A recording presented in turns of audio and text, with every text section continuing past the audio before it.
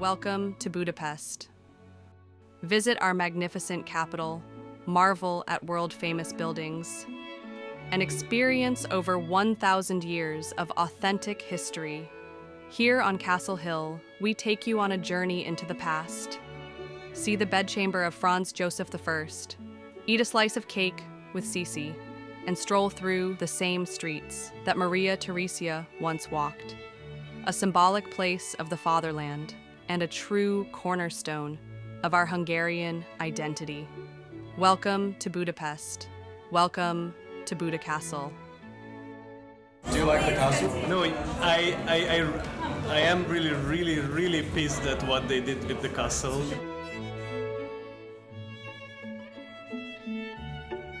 My name is Daniel. I'm going to show you the Buda Castle tour. For me, it's the most important because it's the historical. So this is a historical tour.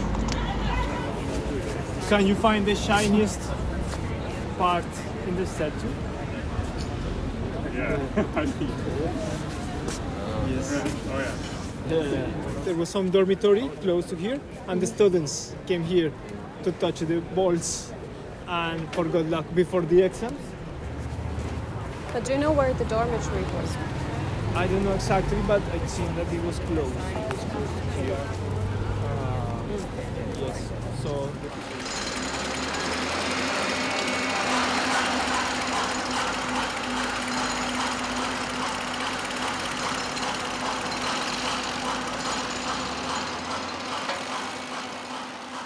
The dorm was named after a communist martyr, SCH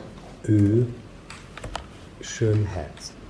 It was rebuilt after the Second World War by a very good architect, Jenő Ragos, who was also a theoretician of post-Second World War rebuilding in Hungary, who designed this scaled-down, much more modest building, which was turned into a dorm, and that was the site of important pop concerts in the second half of the 1960s. Until the end of the 80s, a lot of my classmates went there every Saturday to these parties, especially those who lived in the castle area, because I went to high school on the slopes of the castle area. And I very vividly remember one Monday morning when Borkhardt Belspitz came in and he said that he was there and that he knew song about Little Richard. This is that number. He came in on Monday morning and said,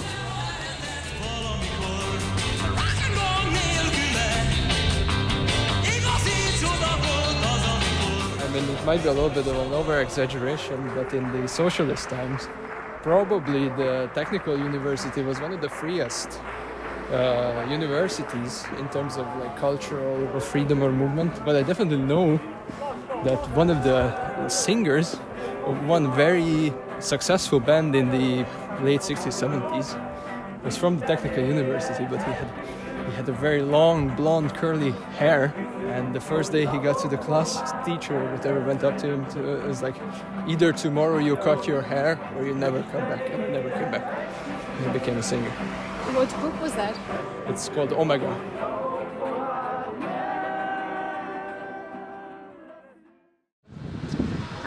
Focus. Out of focus.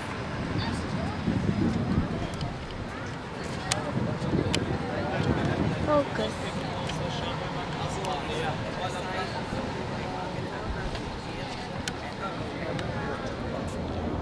So now it's the Ministry of Finance.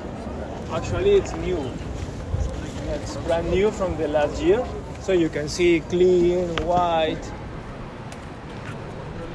It was a completely different site before, and a site of entertainment and the dormitory and but even going further back, stories. it was originally there was a relatively small Jesuit building, and then together with some other buildings, these were demolished in order to provide space for the ministry at the beginning of the 20th century. The whole project at that time caused a scandal, and the Minister of Finance was involved in this corruption case. The person who turned out to be the architect eventually built the private palace of the minister. And there was no competition. And then now it's the same corruption scandal. Business partner of Orbán's son-in-law is the person who is involved in the reconstruction of the building. It was supposed to be 54 billion forints, but end of last year was already over 61 billion forints, the construction, so it keeps on getting more and more expensive, as it usually is with all Hungarian construction projects. Wonder why? Wonder why? Not corruption. Sure, not corruption. It was in 2016, I think, when I joined the Institute of History, and we used to get out and walk over to this building where a canteen was operated. It was not a great quality, it was an old-fashioned canteen, but still we sort of liked this because it was way more affordable than anything in that neighborhood. It also served as a meeting spot for scholars from other departments, but these days I don't feel like I belong there very much. They are turning the whole place into some kind of Disneyland for the elite of the elites. For example, one thing is that a lot of tourists coming into the castle get off the bus at the stop. Let's immediately take a picture, and that's their first interaction with the whole castle district. Is take a picture. Building that was built months ago.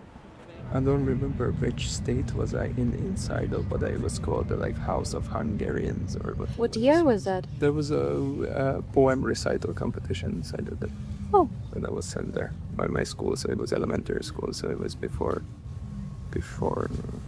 I was born in Lovas utca, which is just under the castle wall. Learned how to ride a bicycle in the castle. I spent most of my free time as a child. But it was all ruins. But it was like the perfect area to play in. And as a child, you climb walls, you run around with wooden swords, and it's very sad to see the concrete and the steel going up on top of these ruins, which were a very good memento, I think, to what destruction war brings. But now we are erasing all of these, and we are building these old buildings to look like the buildings that were demolished. And we can kick out things like the National Dance Theatre, and instead there is the Prime Minister's office now. It used to be a pretty nice thing, and now you can't even enter the street. Wow. Yes, now I understand the fairy tale.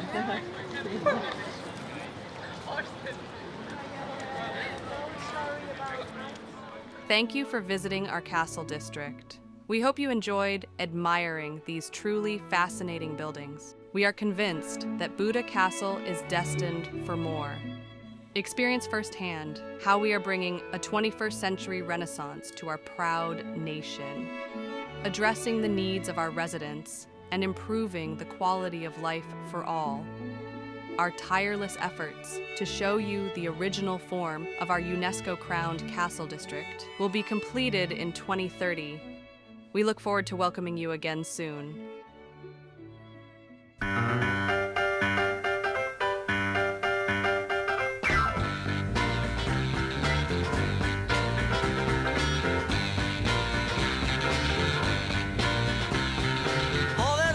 Sámson a neve, a hajában van az ereje, az utóbbira nem esküszöm én, meg lehet, hogy nem oly nagy legény.